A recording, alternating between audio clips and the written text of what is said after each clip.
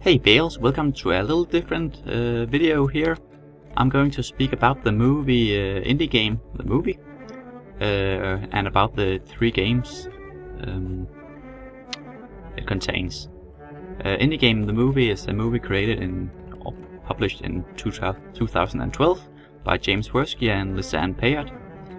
It contains the 3 games, Braid, Fez, and Super Meat Boy. Braid is the first of the games, and in the movie it is already published. The creator, Jonathan Blow, or the company Number None Inc., but it's Jonathan Blow speaking, speaks about how the game was created in 2008 and what a success it was. Fez is created by Polytron Corporation and which contains Phil Fish. It was a development hell, according to the movie and what we saw in the movie. 2007 it was first announced. Then it was meant to come out in 2010, but first come out in 2012. Super Meat Boy was the last game, and it came out in 2010 and is created by Edmund Macmillan and Tommy Revens. I'm sorry if I say any of these names wrong. I'm not sure about the pronunciation actually, and I don't want to go back and find out how they say it and find a place where they say it in the movie. But anyhow, it was a great movie. It really showed the struggle of the procedure of creating an indie game. As you see in the background footage here, I'm playing both all the 3 games. All great games. I really like them actually. Very unique gameplays and such. Super Meat Boy, not so much unique, but very well compiled of many old school games gameplay, you know. But still with a unique twist, I would say. Braid, the gameplay is where you move around and you can sort of go back in time again. Some objects are not affected by this, but most are. And then you can, if you die, you can just go backwards in time and then try again, and you can learn from your mistakes, which is a big part of the plot. Fez is a game where you first it looks like a 2D pixel art game, platformer, but then you get this little Fez, a hat, and you suddenly learn of a new dimension in the world, and it turns 3D sort of. You can turn the world. It's still 2D sides, but you can turn everything around and then you are on the new side. So you sort of get this new dimension. Funny thing, in the movie he says that the idea is very basically that the hat is sort of a cube hat, and that's why it got the power of another dimension. But anyhow, and Super Meat Boy is sort of a arcade game where you have a lot of levels to finish. You're trying to save the girl, I think, of your life, and every time you save her, the evil man thing with a monocle comes and takes her away again. It's 3 very different games.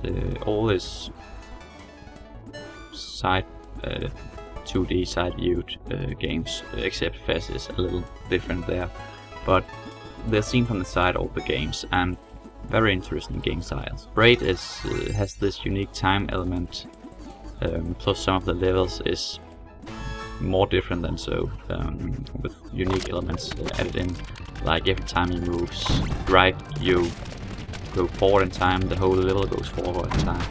When you move left, you go backward in time. Very interesting. Fez, you got this whole dimension extra to take care of. You're going around trying to pick up some items, some cube bits. Well, in the start, when you get the Fez, you then sort of lose the cube. A big cube explodes and there's an error, and you need to pick up all the pieces. And Super Meat Boy, well, you are a piece of meat, or not like you are a beef or anything like that.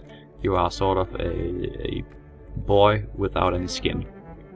And the girl you want to save is a bandage, and you want sort of be complete. You want to be wrapped in this bandage, as the creator said. Creators, sorry.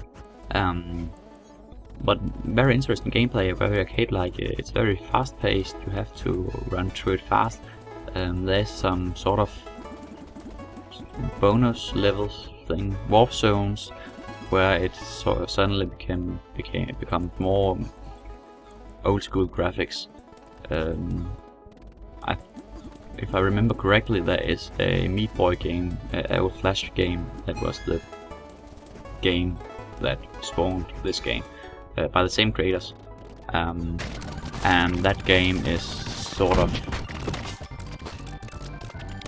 I will guess that's what it goes back to, but it's a little different graphics and stuff, but still the same gameplay. It got like still Super Meat Boy. The enemies of the game is Sauce, and you quickly learn that these things will cut you up, and then they begin moving in different ways and such. So it sort of changes the gameplay. So yeah, all the games has what I think was great. They do tell how to do things and stuff, but they all have like a learn by doing steep thing. You do mistakes and then you try again, you run around until you find out what you do. Braid, it's mostly like you see how things is affected and then you scroll back time. Fizz, you just have plenty of time to run around and try things out, and then you figure out, oh, that's how, and then you continue. And Super Meat Boy is more like, yeah, you have these levels, and when you come to a place where you can't come further, you just experiment. They speak a lot of this in the movie too. Like if there is a huge wall and you can't jump over it, then you automatically try to wall climb and stuff like that. And then you just do it and figure out, okay, you can do that too, and that's just great.